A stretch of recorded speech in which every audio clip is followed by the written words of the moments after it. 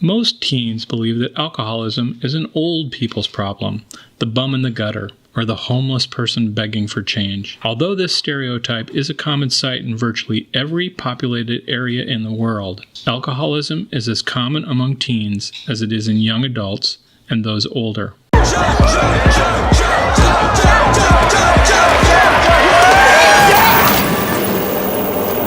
Take it easy, man. Come on, man, give me the keys. You're drunk. What are you talking about, dude? I can hold my liquor. This video is not about telling you to not drink.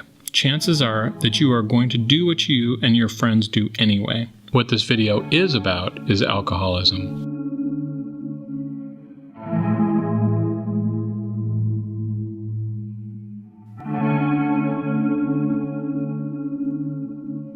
Progression of an alcoholic starts when they first start drinking. They enjoy it. Okay, it eases whatever emotions that they have going on inside, whether it would be fear, anxiety, or whatever it might be. In the beginning, an alcoholic will drink to get that effect. Your friends can drink a few drinks and start to enjoy the evening, and you have to just continue to drink and continue to drink until you get drunk, pass out, or whatever, and then that will continue every time you're out with your friends. They will notice that the term is you can't handle your liquor, and that is part of the progression that a person will go through. What is the most common path leading to alcohol addiction? Alcoholism is a progressive disease affecting everyone differently. Some individuals get addicted immediately, while others may take years or decades. You want to drink and you can't stop until you either get ill or until you get ill, actually. Now, did it start right after that glass of wine, or was there some latency period in between where you... There was a latency period, but, it just kept progressing. The body doesn't pay attention to what age you are, You can start drinking at 40, and it can catch up to you real fast because the alcoholism is already in your body. So therefore, the progression would be faster if you're older. Repeated alcohol use will over time cause the brain to depend on alcohol, and subsequently the body will be accustomed to alcohol in the system. And whenever alcohol is absent, both the brain and body develop a craving. This is called dependence. I want to talk about alcohol and teen alcoholism, or alcohol, is because I was a diagnosed teenage alcoholic at 16. From my own personal story, I don't think that it would have made a difference when I was drinking. I don't think I was ready to stop. I don't think I wanted to stop. I wanted to see, again, I wanted to see where it was going to take me. I wanted to see how much trouble I can get into. I was probably 11 years old when I started drinking, and I stopped drinking April 23rd of 2012. So that would make me about 25 years old when I stopped. If you combine alcoholism and teenage years together, they're both very stubborn entities. I don't think that a teenager would want to listen to somebody say stop. I didn't. It becomes just a habit that they do. On the weekends, they would drink. When they're with their friends, they would drink, and so forth. So then if you're alcoholic, or if you have tendencies of alcoholic, what will happen to you is that you will find that you cannot stop. There are two different types of alcoholics. One alcoholic never ever had control of his drinking. Even as a teenager, when they would drink, they would just get drunk every time. Made me feel great. Made me feel a part of, made me feel social, made me feel energized, made me feel silly and fun. It was great. Like I'm not one of those sober people who says like every time I drank it was bad, because I had a lot of fun. And I think that was the problem, is when things started to get bad, I could remember how fun it was in the beginning. I never drank one drink ever. There was never a beer. It was never go out with friends and have a beer and then go home. I was drunk when I got to the bar. I was drunk. I was always drunk. There's a lot of pressure to be cool, to fit in with everyone else, to be mature beyond your age, especially if you're a young girl, and to be likable. And using alcohol a lot of times is just like an escape from that. And when you're in a social environment where everyone else is drinking, or you're forced to socialize with people that you don't know, a lot of times alcohol is used as a lubricant to make you more social and friendly and free-flowing. But it has a negative effect as well, because you get into this lifestyle and you want to keep doing it, and you kind of have to keep doing it because you have to keep up that facade of being this certain type of person. My drinking and using progressed very, very quickly. I smoked pot. I remember I was at a high school dance or something, and within a year and a half, I had ran away from home. I was homeless. I was chasing violent men. I was putting needles in my arm. I was drinking into blackouts. It just was a really quick decline. It wasn't any unusual than the regular type of partying, but this time it was a 3-day run, and I remember getting up from the table and all the alcohol was gone, taking a sip out of a warm beer can with a cigarette butt. I had to start a new job, and I remember going, this is the same feeling over and over, and nothing's changing. And I walked into the bathroom and I looked in the mirror and I did a double take because I could not recognize the person looking at me. There was a soullessness and a death in my eyes, and it jolted me. To the core of my being. I literally looked at death. And I looked up to the ceiling and I said, God help me. We've pretty much all thrown up, blacked out, been really hungover, yet we just continue to do it. So they knew that they couldn't control the alcohol. The other one grows into it. Let me give you an example of what I'm talking about. When you have a flu shot, what they're doing is they're actually putting the flu into your body, and your body adjusts to the flu, and it becomes part of you. So when you drink for years and years and years, your body starts to adapt to the alcohol to the point that it needs it in its system. Then you cross this line where your body actually needs to have it in order for you to function, for you to even come up on an even level to start your day. And these are the hardest alcoholics to deal with because they remember control. They remember control. So the progression is that they would drink, and then they would drink and they would remember control, and then they get to a certain point and they can't control it any longer. I drank, it's like a prescription. Every few hours I would have another glass, and I didn't take shots, I drank glasses of vodka. I got to the point where I stopped, had a seizure, and I was like, well, f that, I'm not doing that ever again. I'm not gonna stop if that's what I get for stopping, that's ridiculous. The day I got out of the hospital in Iowa, I was drinking again. I went out, got a beer, got a 40-ounce beer, and to avoid another seizure, I don't know, at that point I'm shaky, and I'm like, I'm not going to the hospital again. And if I'm drunk, then I won't have a seizure. Getting drunk. The first experience with alcohol is quite often not the best time you've ever had. It may be just a few sips, a couple of beers with pals, or a binge party. But chances are alcohol changed your behavior.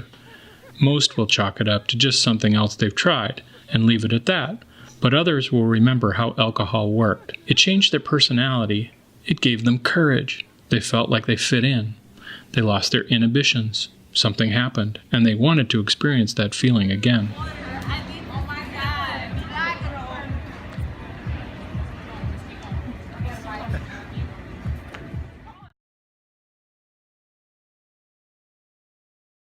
Blackouts happen when someone has consumed so much alcohol, or perhaps done a particular drug, that they literally have a period of time that they have no memory of. So the night before, they might have had so much to drink that they can't remember what happened from 6 p.m. on. That's what's called a blackout. And it's extremely dangerous because when you are in a blackout, you have no control of your actions. You don't know what you're going to do. You don't know what you're going to let people do to you. And obviously some very, very serious consequences can come about from that.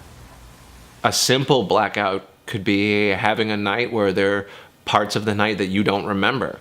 You know, that part of your brain that catalogs what you did the night before is shut down by alcohol. So, I mean, blacking out doesn't have to be as extreme as waking up in other places. It could just simply be, I drank so much that there are parts of the night that I just don't remember what I did or said. The thing I hate the most about blacking out is the next morning waking up and trying to, I can't remember what I've done and having people have to tell me what I've done, if I've done something embarrassing, or if, you know, what if I wake up and I have an odd cut or my hand hurts, I don't know why. We know the consequences, and like none of us are proud of doing it either. What a blackout was for me is I would continue to drink, and then at some point my brain would just shut off and I would continue to operate not knowing what I was up to or what I was doing, carrying on in conversations. You know, a blackout for me would be I start at one place and I end up at another and I don't know how I got there. You know, with cars and transportation involved, that's a real scary thing. I drank to blackout. I drank to not think or feel anymore. Yes, it was during the school year. They were driving home from a football game, and I think they were going out to dinner, but they were drinking and they were driving, and they were all drunk and they were all goofing around in the car, and then they got in a car accident, and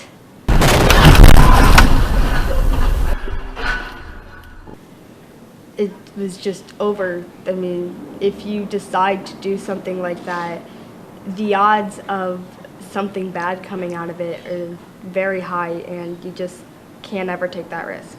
A good friend of mine was deployed to Afghanistan, and they were drinking with the host nation military personnel, and they were outside of the camp when they were drinking, and they were going back to the camp, and they did not follow the protocols because they were drunk. They forgot about stopping and signaling and calling to identify themselves.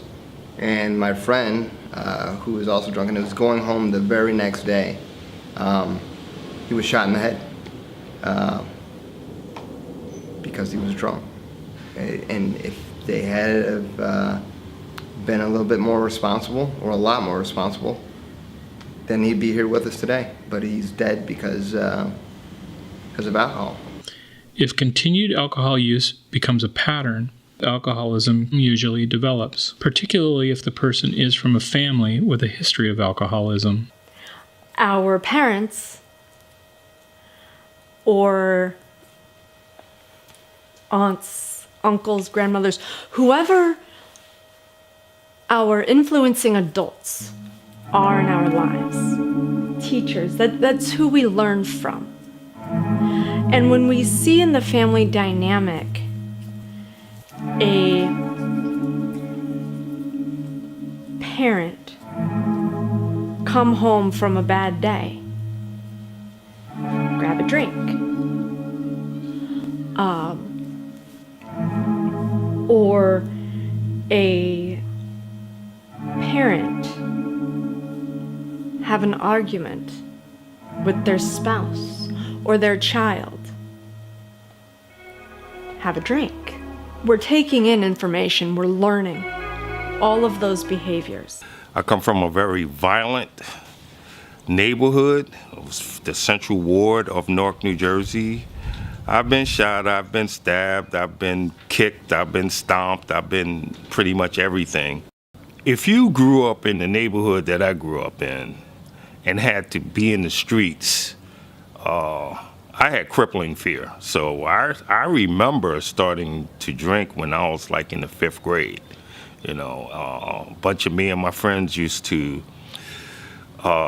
get some of the hobos that hung around the liquor stores to get us a bottle of Gypsy Rolls, or Twister was another good one. And we used to, we used to chuggle it down before going to school. And that was like the 5th grade, I remember. 5th, 6th grade. We used to drink every day. Everybody in my family drank, well, at least all the men. So I didn't understand what they meant by you're dependent on it. It didn't make sense, because a beer a day was not normal in my family. And it ran in my family, so the signs were there, but you can consciously ignore the signs and keep going, and it's very easy when you're young, because it's like, oh, well, I'm, a teenager, that's what I'm supposed to do. I wanted to be in this video today because I've had too many family members, too many close friends who have suffered from addiction, and I feel like it is important to get the message out there that this is not a good thing to get into. It's not a good thing to start doing, because it eventually will lead to something much worse, an addiction that you cannot escape.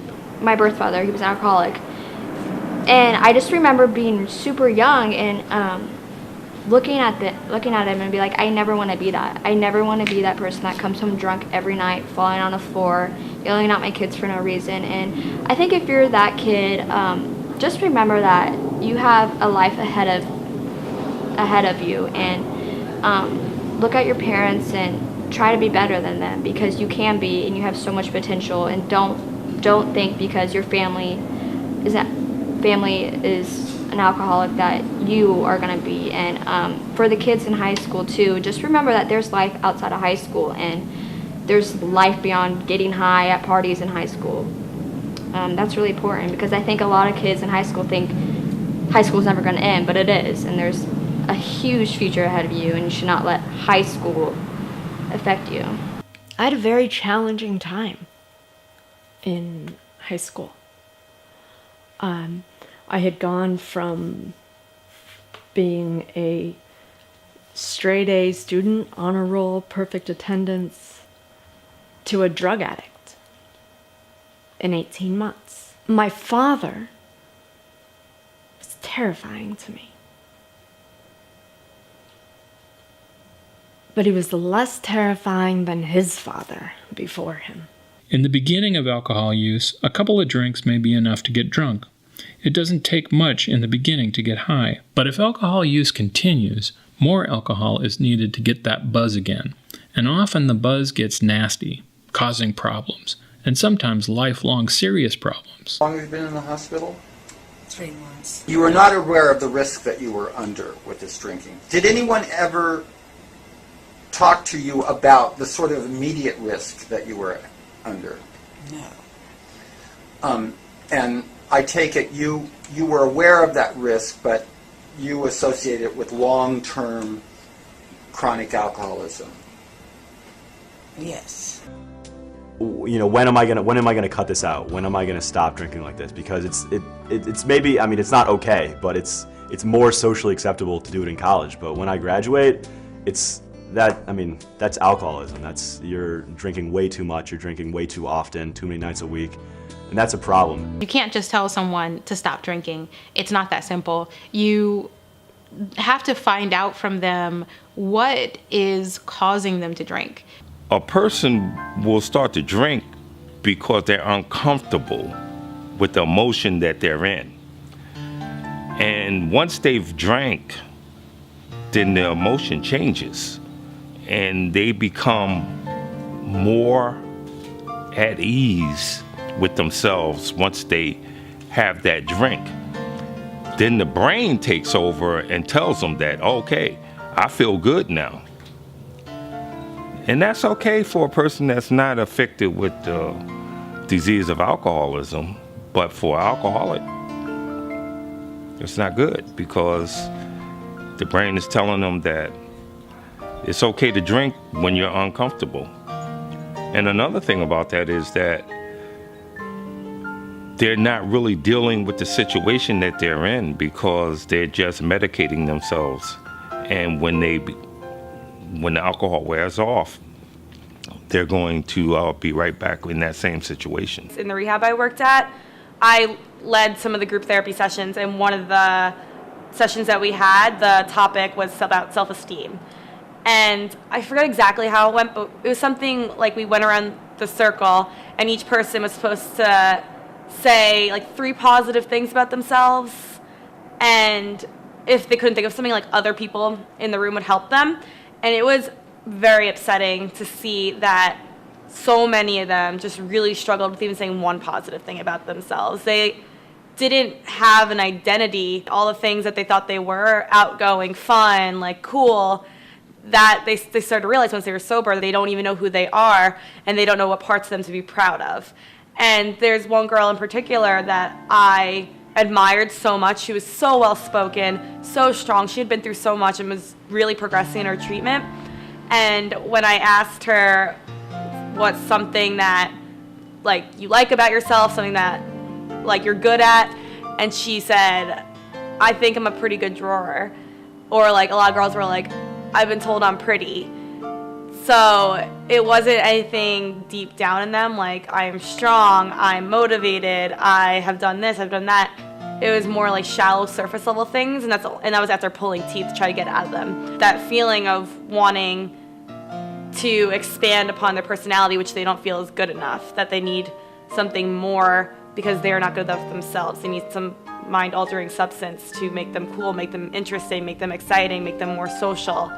But if they find that inner strength and find love for themselves, then hopefully they won't need to outsource for that kind of feeling and self-esteem. When I think of what was the underlying issue of alcoholism, I think it's 2- and 3-fold. I think there is a component of genetics. I think it's situational based on environment. And I also believe that there is an innate fundamental wiring of insecurity, a deeper almost soul sickness, and a sensitivity that I think alcoholics tend to carry. I can only speak for myself. And I just feel so fortunate to have had the opportunity to get sober young. I mean, by 22, I was exhausted.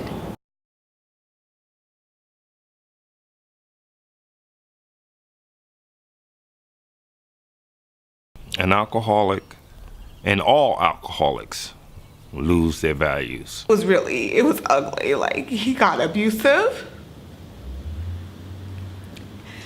And I just felt like alone in the relationship, you know. There was points where we'd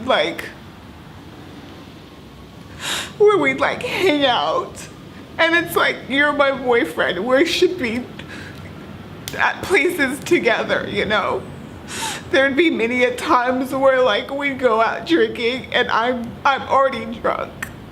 And he would like leave the bar that we are in, me by myself, and like run off and hang out with like his friends. I don't know where would they go or what they were doing.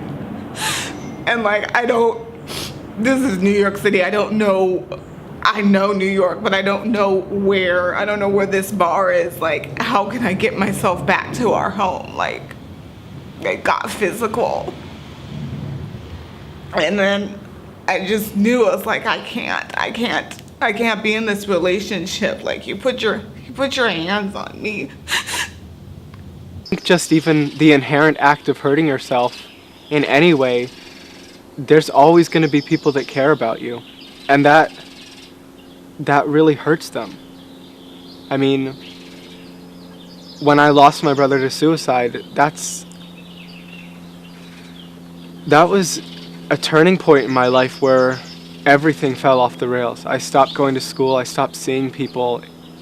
It doesn't just hurt you, it hurts other people really deeply, because whether it's like a teacher, a friend, a parent, a sibling, there's someone that cares about you. And I know that sounds ridiculously cheesy, and no one wants to hear that, oh, there's someone that cares about you.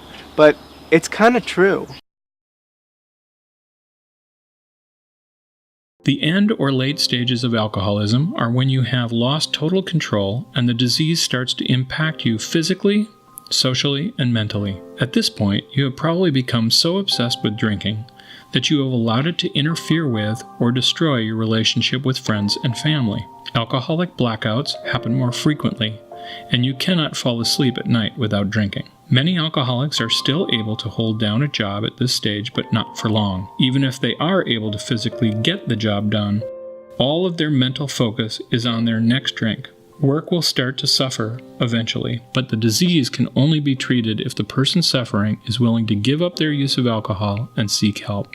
Fortunately, there is recovery from the use of alcohol, but the first step in recovery is to stop drinking, second, to admit that they have a problem, and third, to change the behavior that triggers the urge to drink and escape the issues rather than deal with life. The first stage of treatment and then subsequent recovery is for the individual to admit to themselves that they are in fact dependent on alcohol, and that they rely on alcohol to provide them with relief from life experiences that they are having difficulty dealing with. Science has not developed a cure for alcoholism. If you are honest and can identify with these signs of alcohol dependence, you may be well on your way to becoming alcohol dependent. Alcoholism will change the course of a young person's future forever.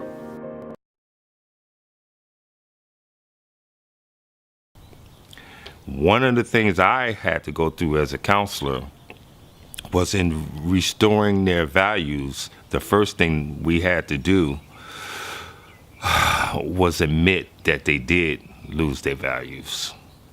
They must go through a period of truthfulness within themselves in order to retrieve those. And they go through the shameful period,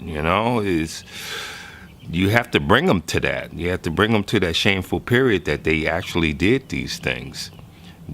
Then it's okay, because you were going through a serious disease and you need to recognize that you were not who you're supposed to be. You were sick. If you don't realize that you were sick, you're not a normal person at that time. And so many have a hard time going through that because they think that, it was just that I drank too much. No, you had a disease of alcoholism.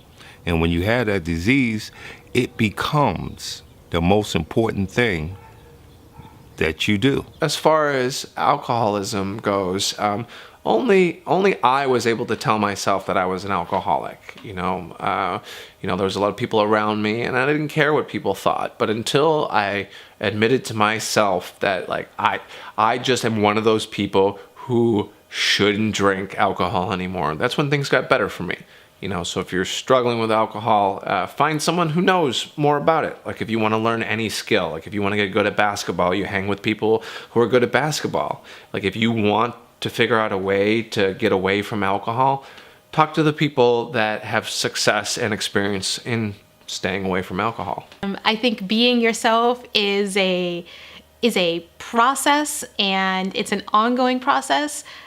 Yourself today is not what yourself was 5 years ago, and it's not what you're going to be 5 years from now. So I like to think of identity and self-image as a gradually changing thing. It's an evolution. And so, don't be afraid to change your mind about something, to change what you don't like about yourself and improve what you do like about yourself. I think I'm way cooler now that I don't drink. I was pretty miserable while I was drinking, so I do things today that I would never dream possible. I travel the country. I've made friends with all kinds of people. I get to go on stage and tell jokes and make people laugh. I'm a much cooler person.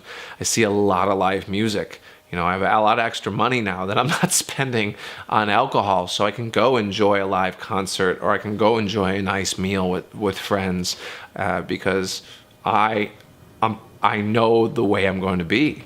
Some of the best times in my life has been because of sobriety, and I'm very grateful for that fact. If I knew a child who was being abused, what I would encourage them to do is talk about it. It's really scary.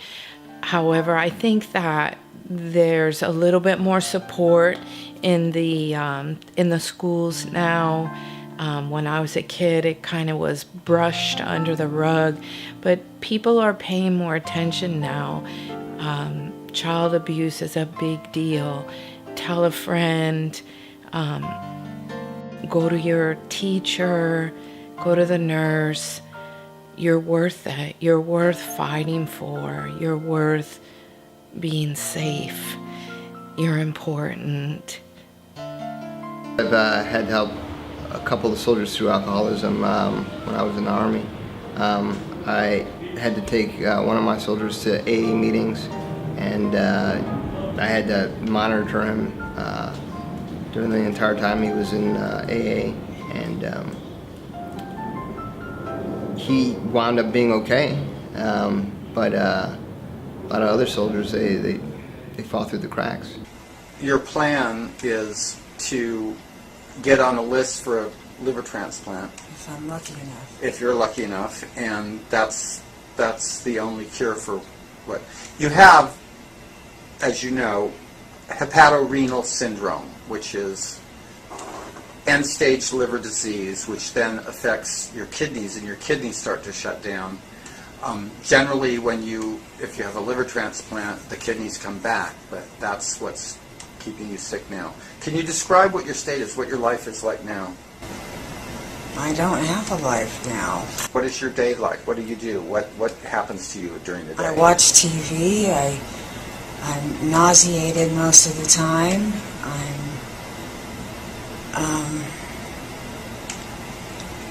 Anxiety. I'm 43 years old. I'm afraid of death, like most people. Had they counseled me on that, I just wouldn't have done it. It's not worth it.